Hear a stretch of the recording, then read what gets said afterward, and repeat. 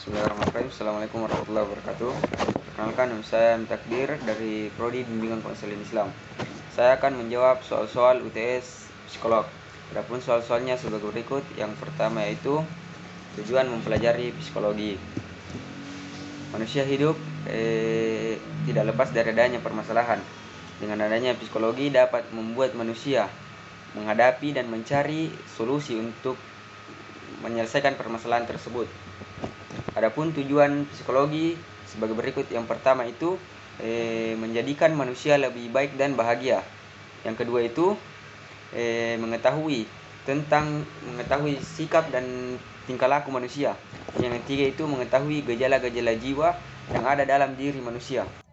Selanjutnya yang kedua yaitu uraikan apa yang kamu ketahui tentang aliran humanistik dan jelaskan secara detail tentang hierarki kebutuhan Maslow beserta contohnya.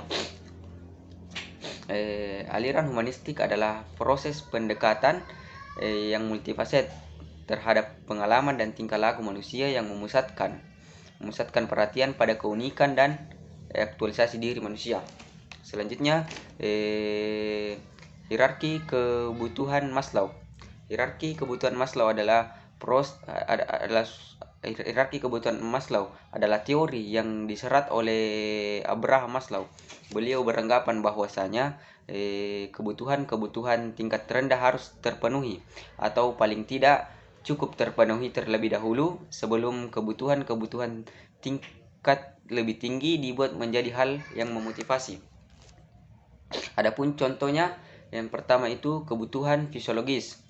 Yang kedua, kebutuhan akan rasa aman. Yang ketiga, kebutuhan akan rasa memiliki dan kasih sayang. Yang keempat, kebutuhan aktualisasi diri. Dan yang terakhir yaitu kebutuhan akan penghargaan. Baiklah, selanjutnya saya akan menjawab pertanyaan yang ketiga yaitu mengapa manusia tumbuh dan berkembang dalam mempertahankan kelangsungan hidup dan melestarikan keturunannya. Nah, perlu kita ketahui bahwasanya pertumbuhan dan perkembangan dapat membawa manusia kepada kedewasaan. Nah, setelah dewasa, manusia dapat menghasilkan keturunan sehingga populasi manusia akan terjaga kelestariannya. Selanjutnya, soal yang keempat yaitu uraikan proses pembentukan perilaku menurut teori Albert Bandura. Proses pembentukan perilaku menurut teori Albert Bandura ada 3 yaitu proses pembentukan perilaku melalui situasi sosial. Yang kedua yaitu proses pembentukan perilaku melalui interaksi dengan orang lain.